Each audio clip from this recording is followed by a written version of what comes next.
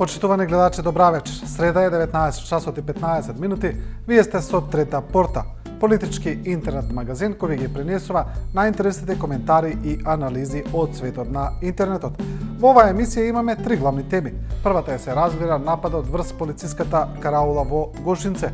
Ке видиме и реакции по одлуката на Советот на министри на Европската Унија за Македонија, а ке видиме и коментари за нападот врз семејната куќа на новинарот Борјан Јовановски. За вечерва имаме доста материјали подготвено, затоа одиме директно со нападот врз полициската караула Гошинце, за кој има доста различни поделени мислења. Според официјалната верзија, соопштена од Министерството за внатрешни работи, се работи за терористички напад врз државен објект, кога 40 вооружени и маскирани лица влегле од Косово. Тие биле униформирани со ознаки на УЧК. Тие ги врзале четворицата полицајци во караулата, им се заканиле да не се враќаат тука, бидејќи тоа е албанска територија, и им кажале дека доколку ќе се вратат, дека ќе ги убијат. По овој настан на интернет излегува доста анализи и коментари кои велат дека постојат многу нелогичности во целата приказна, а ќе видиме и некои прилично во најмала рака речено интересни моменти кога самиот настан е најавен неколку недели претходно од аналитичари. Почнуваме со Горан Софевски, поранешен воен разузнувач кој дал интервју за интернет порталот Репортер, кој вели дека инцидентот во Гошинце не е тероризам, туку тактичко полициска војна вежба. Значи, Софевски вели, инцидентот е веќе видено сценарио со краток фитил во обид за дестабилизација на државата. Прво, инцидентот не е тероризам, ниту според нашето кривично законодавство, ниту по меѓународното, освен ако УЧК нема подпишано договор со ИСИС. Второ, подготовките за ваква тактичко полициска војна вежба почнаа пред еден месец, кога стражата требаше да носи панцир и шлем, што е показ дека постои непосредна опасност на објектот што го чува. А старешинскиот состав не е информиран, ниту е брифиран за овие мерки на безбедност кои се вонредни. Следната индикативна појава е што ненадлежен старешина дава насоки за време на велигденските празници, стражата да се формира со војници, од кои 50% се албанци, а 50% македонци. Трето, овие армиски подготовки не беа следени од полициските единици, што значи дека војното контраразузнавање има сознание за можни напади на војни објекти, а полициското контраразузнавање нема, што е само по себе дискутабилно. Четврто, ниту еден безбедносен орган во делот на инцидентот не е раководен од албанец, што е сериозен показател дека не се почитува никаков договор, посебно не Охридскиот. И пето, ова е подготовка за планот на Никола Груевски, кој секогаш е отсутен кога се случува инцидент, да прогласи вонредни парламентарни избори на 9 мај, кога и Конгресот на ВМРО ДПМН. Значи, тоа е накратко анализата на Горан Софевски, поранешен воен разузнувач за инцидентот во Гошинце. А по инцидентот се огласија и поранешни членови на на така наречената ослободителна војска на Косово во Македонија. Еден од нив е Абедин Зимбери, поранешен командант на таа единица за време на конфликтот во 2001 година во Македонија, кој исто така не се согласува со официјалната верзија на настаните и вели дека не се работи за напад од така наречената УЧК. Зимбери вели, инцидентот во Гошинце е сценарио на владата. Инаку Зимбери самиот живее токму во Липковскиот регион каде се случил инцидентот. Јас сум од тука, гледам дека луѓето нормално си живеат, нема никакви инциденти цело време. Овој инцидент за кој се јавува во медиумите изгледа е некој сценарио на владата, на Груевски, како и на Министерството за внатрешни работи. Сигурно планира некој сценарио за да може да го дефокусира вниманието на граѓаните и да се спаси од она што се случува. Велам дека ова нема да им успее, затоа што граѓаните не сакаат војни, сакаат мир, перспектива, сакаат работа да живеат, вели Зимбери.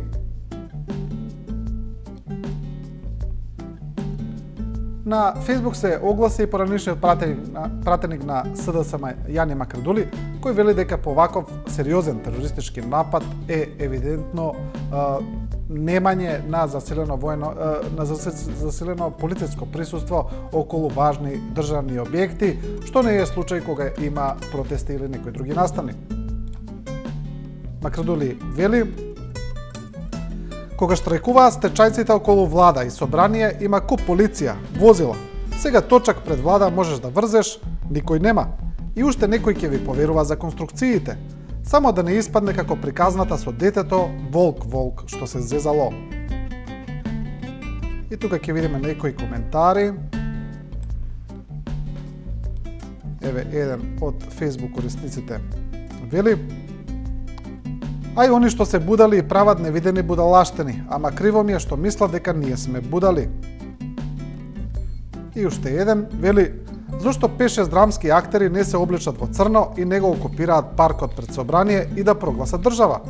А може уште пар статисти да глумат киднапирани полицајци и уплашени граѓани, а од страна Грујо и Јали како сладко се смеат, да се запази модниот тренд оти па ќе пројде. Значи, тоа е под статусот на Јани Макредули. А професорот Здравко Савески, кој е член и на левичарското движење Солидарност, кои често одржуваат протести против социјалните неправди, сега вели дека не е чудно што голем број од граѓаните не веруваат во официјалната верзија на настанот, бидејќи дел од институциите, особено Министерството за внатрешни работи, имаат изгубено целата кредибилност по слушнатите разговори од кои ги објави опозицијата. Савески вели: граѓаните не може да му веруваат на она Министерство за внатрешни работи, кое, според сопствените признанија, со години работи како партиски штаб, кое самата министерка го нарекува МВР, кое ја крие смртта на жртвата на полициската бруталност, нелегално прислушкува и следи илјадници граѓани и помага во уништувањето на сите оние кои излегуваат на патот на оваа власт. Тоа е статусот на професорот Савески. А има дел и од оние кои веруваат во официјалната верзија на настаните, велат дека тоа е напад од ОЧК, но индикативно е што на дел од медиумите целиот настан се поврза со политичката ситуација во Македонија, а особено со делувањето на лидерот на опозицијата Зоран Заев, па тие велат дека се остварува смисленото сценарио на Заев за дестабилизација на Македонија. Одиме со новинарот Цветин Чилиманов. Чилиманов пишува на Facebook, при тоа објавувајќи еден пост од телевизијата Ал Джазира, претходно за Македонија, и вели: ало бе джезирци, па вие пред месец дена снимавте екс-командант на ОВК кој рече дека ќе ја нападне Македонија. И ете, тоа е неговиот пост и ќе видиме дел од коментарите кои се согласуваат со него.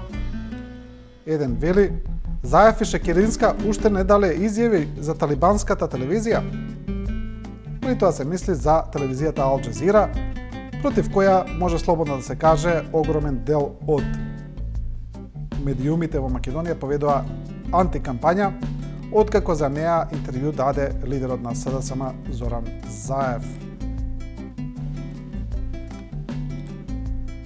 А коментари и анализи за овие случувања околу караулата во Гушинце има и однадвор познатиот српски аналитичар, воено-безбедносен аналитичар Мирослав Лазански, пак вели дека сценарието не е направено од внатре, туку доаѓа однадвор и дека целта е да се урне владата на премиерот Груевски.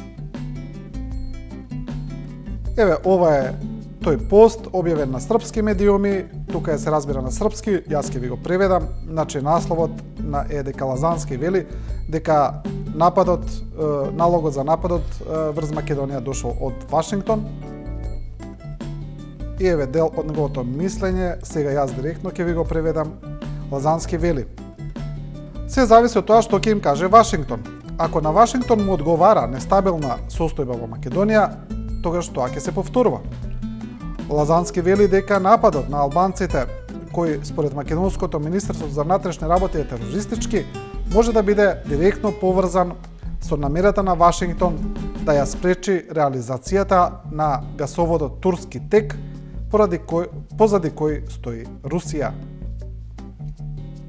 Значи, Лазански случувањата во Македонија ги поврзува со регионалната и светската геополитика и со влијанието на Вашингтон и на Москва.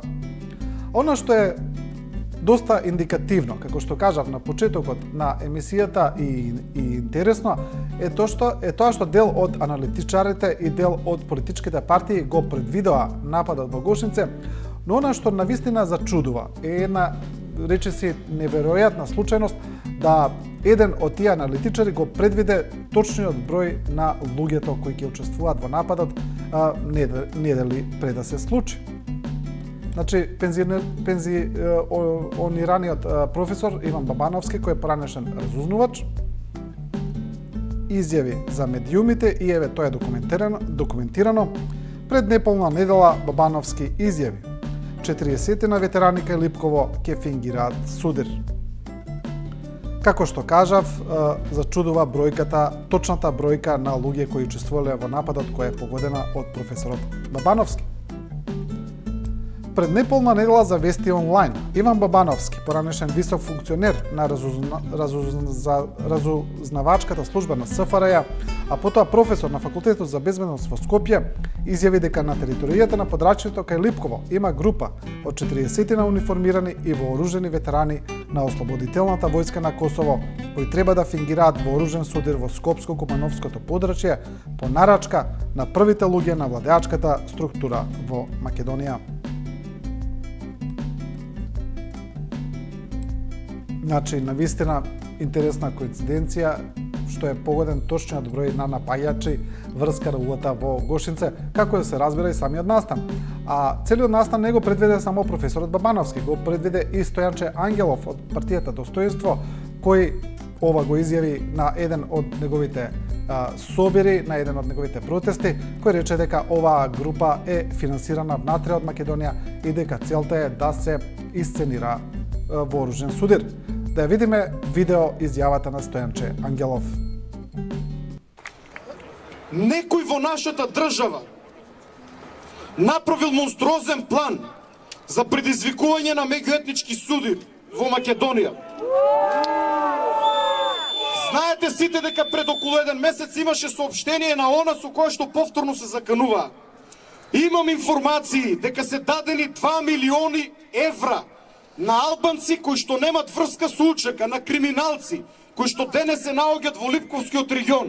Нивната задача била да се представат божемски се учека и да извршат убиство на неколку припадници на полицијата или армијата и на тој начин да предизвикат меѓуетнички конфликт. Токму затоа се појави она монструозно соопштение подпишано од господинот Нет Прес, дека Стојанче Ангелов и Зоран Заев подготвуваат сценарио за крвава војна, меѓуетничка војна. Некој друг подготвувал такво сценарио. Да, тука завршуваме со сериозниот дел за нападот врз караулата Гошинце. Може слободно да се каже дека огромен дел од Facebook и Twitter заедницата на некој начин го исмеа целиот настан, значи огромен дел од граѓаните не веруваат во официјалната верзија за настанот. Ке видиме дел од Twitter реакциите, твитерџиите се секогаш хумористични, смешни, оние кои ги следат знаат и сега има една цела серија на написи во однос на овие случувања. Еве ги тие Твитер досетки за во наводници за земањето на Гошинце. Еден вели: кој рече дека немало Wi-Fi станица? Тоа терористите не може да се задржат од државава повише од 2-3 сати, а што да кажеме ние младите?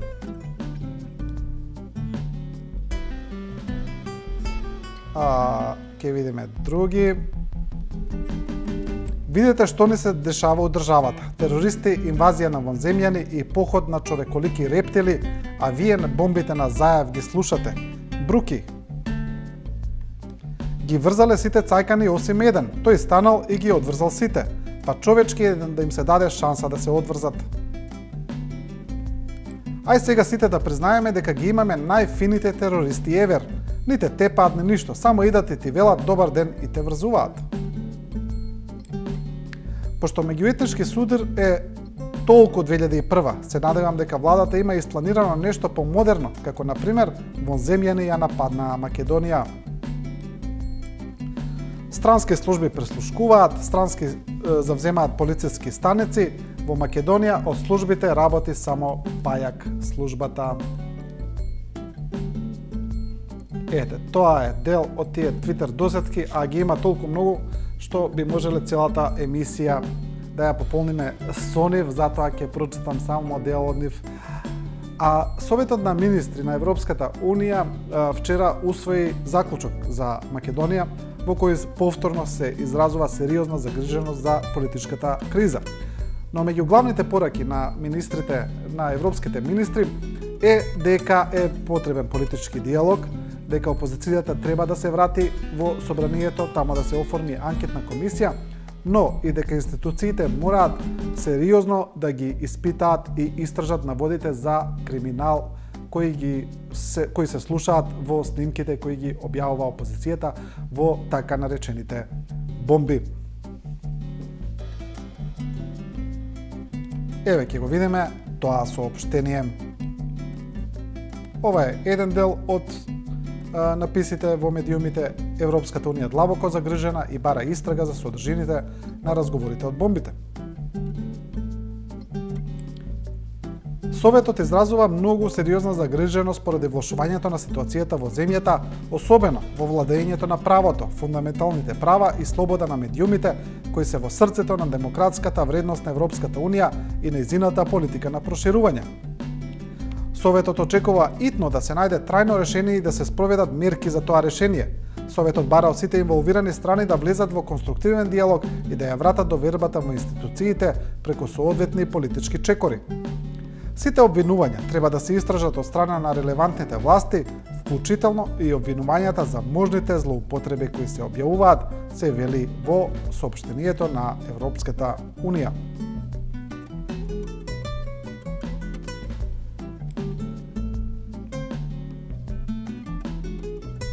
А по настанот во Европската Унија, каде имаше и собир на шефови на балканските држави, дојдоа различни контрадикторни информации за средбите на македонскиот премиер Никола Груевски со европските званичници.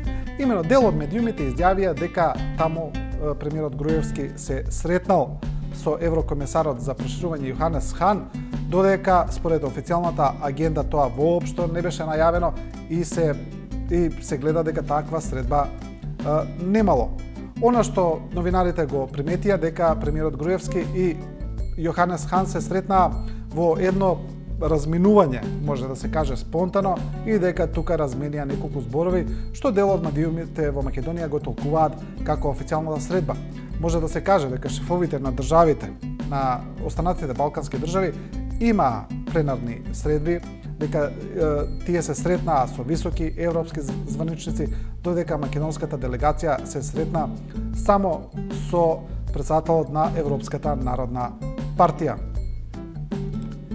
Одиме со Facebook статус на мојот колега Боби Христов, кој вели: да се лажало без срам, на 3 телевизии оди, изјавата комесарот Хан ја даде по средбата со премиерот Груевски. А таква средба немаше. Изјавата на Хан е по конференцијата за инфраструктура со 6 премиери од регионот. Инсертите од 3 секунди во кои одат еден до друг Груевски и Хан не е средба. Само македонскиот премиер денеска немаше средба со Хан или Могерини. Има и Рама, и Вучик, и босанецот и Ѓукановиќ. Поарно премолчете ако ви е мерак, ама не лажете. Тоа го пишува Боби Христов, а професорката Гордана Поп Симонова сега настанот во Европската Унија и прилично острите пораки на Советот на министри го поврзува и со случувањата во Гошинце, но и со протестите на средношколците, со референдумот во Центар и со други актуелни настани. Професорката пишува на својот Facebook профил: ајде сега да се ги поставиме вистинските прашања. треба да останат незабележени во сенката на меѓуетничкиот судир, по наводници. Зошто еврокомесарот Хан не го прими Груевски вчера во Брисел, а разговараше со останатите премиери од регионот? Уште полошо, зошто провладените медиуми лажеа дека се реализирала билатерална средба. Заев продолжува па дури и се заострува притисокот врз наставниот кадар и средношколците, дали некој се надева дека нема да се реализира протестот во четврток. Зошто баш вчера почна монтирањето на една од последните, се надевам, чудесија на проектот Скопје 2014, оградата на мостот кај булеварот Стив Наумов? Ке ми простите, не се сеќавам како е преименуван овој булевар. Зошто баш вчера некој реши да се поигра со нервите на семејството на Боко? Зошто баш од вчера почна да се шират лажги дека нема да има референдум за ГТЦ во недела? Очај и беда ете затоа, пишува професорката Гордана Поп-Симонова. А одиме со темата која ја најавивме, тоа е нападот врз семејството на новинарот Боријан Јовановски, имено на домашната врата, на домашната куќа на семејството на Јовановски, зазвонил некој непознат човек и на сопругата на Јовановски и доставил венец и кажал дека тоа е поздрав од Тодор Александров за Боријан Јовановски. По ова дел од новинарите го осудија овој напад во семејството на Јовановски, како и самиот тој, а новинарите излегоа пред владата и венецот го вратија, како што велат, на нарачателот. Одиме прво со првичната реакција на самиот Јовановски. Венецот што ми го испративте, знам, сигурно нема да го видите на гробот на слободна и демократска Македонија. Тој е вашиот кошмар, а мојата утеха, пишува Јовановски. И тука има многу коментари за поддршка. Срамота е ова што го прават, за немири да се направат, ни најподлите луѓе не би се осудиле на ваков чекор. Вакво нечовечно дело може да направи индивидуалец или група на луѓе со краток ум, кои немаат свое достоинство и не припаѓаат на оваа земја. Тоа го пишуваат Facebook корисниците, а целиот напад го осуди и новинарскиот пленум. Тие на Министерската за внатрешни работи и дадоа 24 часа да го најде напаѓачот.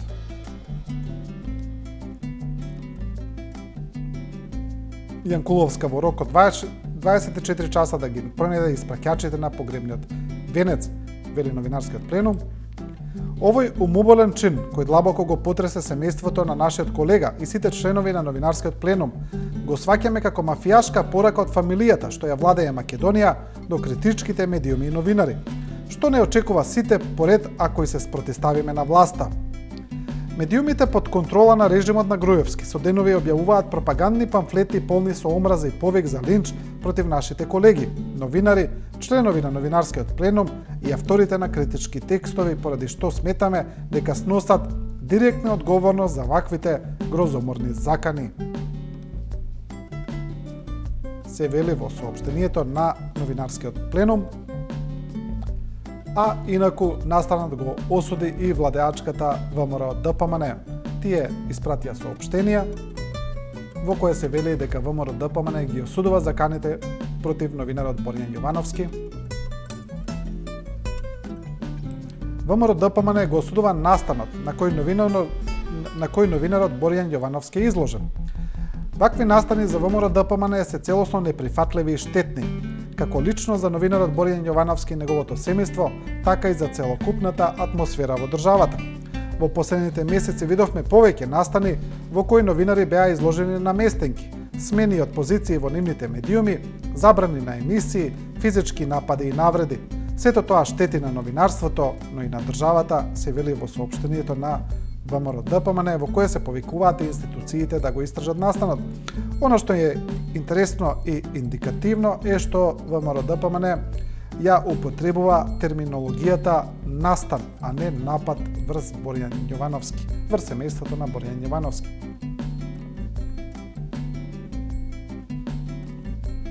А пред референдумот за смената на ликот на градскиот трговски центар, во кој го закажа градоначалникот на Центар Андреј Жирновски, во кој се бара граѓаните да се изјаснат против обликувањето во барокно руво на ГТЦ. Градоначалникот Жирновски предупреди дека низ општината Центар одат граѓани кои се представуваат дека се архитекти и кои велат дека референдумот нема да се одржи.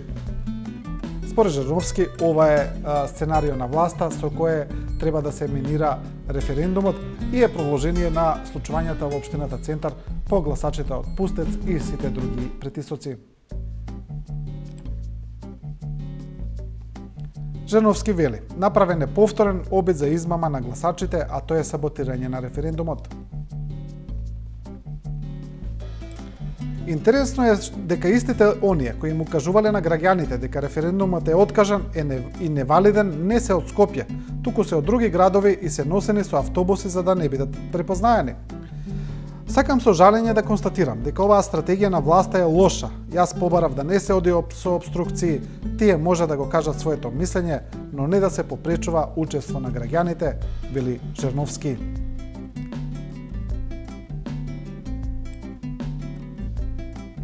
А своевидна подршка за референдумот дојде и од членовите на познатото хумористично трио К15, од еден од нив, тоа е популарниот Миле Паника, кој сега своите клипови, своите видеоматеријали ги објавува на порталот Паника Б.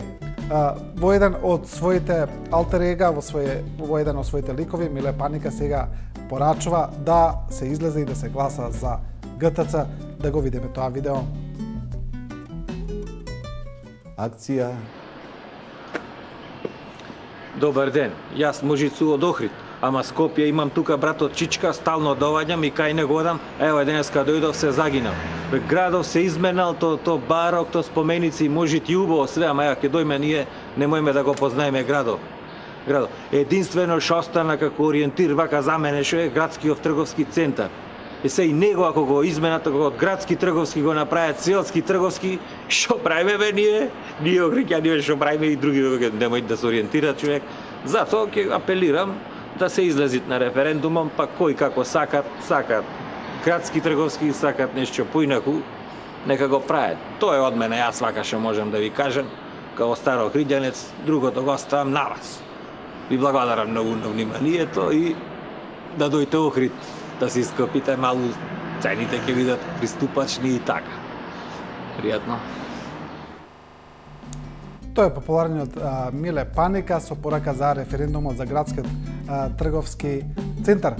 Одиме со последните две теми. Една од нив е најавениот протест на средношколците, кој го поддржа и студентскиот пленум. Студентите велат дека ги поддржуваат средношколците да се сменат лошите реформи во законот за образование, во делот за средно образование. А поддршка за средношколците дојде и дел од професорите, дел од наставниците, оние кои според средношколците не ги притискаат и не ги минираат нивните протести. Овој пат тоа е од Скопската гимназија Орце Николов. Значи тоа е пратено во форма на едно отворено писмо, апел на наставниците од гимназијата до премиерот и до јавност. Во неја се бара средношколците да се остават на мира, да не им се врши притисок, да се остават да протестираат, но и да се слушнат нивните барања. Апелираме до Министерството за образование да покаже разбирање за барањата на средношколците, да се реализира средба со надлежните, што би значало започнување диалог. Се работи за 20.000 ученици и нивни родители и околу 2.000 наставници кои се фатени со бојкотот на наставата. Почитуван премиере, се надеваме дека ќе ги поддржите учениците и нас, наставниците, во овој обид за иницирање диалог меѓу средношколците и надлежните со цел изнаоѓање решение за проблемот.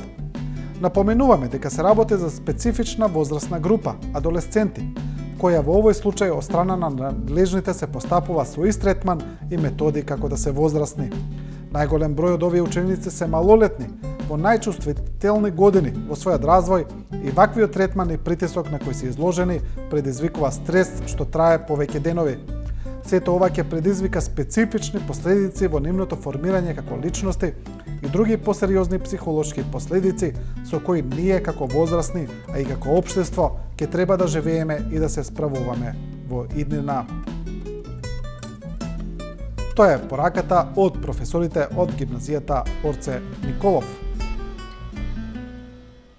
И емисијата ќе ја завршиме со едно со исто така отворено писмо, но кое овој пат доаѓа од затворот Идризово. Тоа е од затворениот лидер на Обединети за Македонија, Љубе Бошковски. Бошковски не праќа прв пат отворени писма и овој пат порачува. Зацкривајќи се за партиската завеса, ги вршат ужасните злоупотреби. Удирајќи на најсветиот се македонски код, ВМРО успеваат да го инсталираат тоталитарниот како крвен облик на она што го нарекуваат грижа за сите во општеството. Замислете истите, тие кои поединецот го оценуваат, приведувајќи го на силуваните митинзи, без негова вина, за да мора да го слуша здодевниот, пред се криминалниот говор на вождот, за пред нив оваа фигура да манифестира моќ, која притиснат од вистината за Македонија ја губи и затоа вождот на собирите го демонизира секое друго мислење и силните факти на опозицијата, зашто аргументите против него се против Македонија. Ужас, пишува Бошковски во отвореното писмо. А ова е последен материјал од ова трета порта. Емисијата следете ја секоја среда во 19 часот и 15 минути. Следете ја и на Facebook, како Facebook страница Трета порта, каде можете да ги оставите своите коментари. Не го заборавајте и нашето мото, дека ние не ви кажуваме како да размислувате, туку ви ја прикажуваме големата слика. До тогаш останете и со програмата на 24 вести.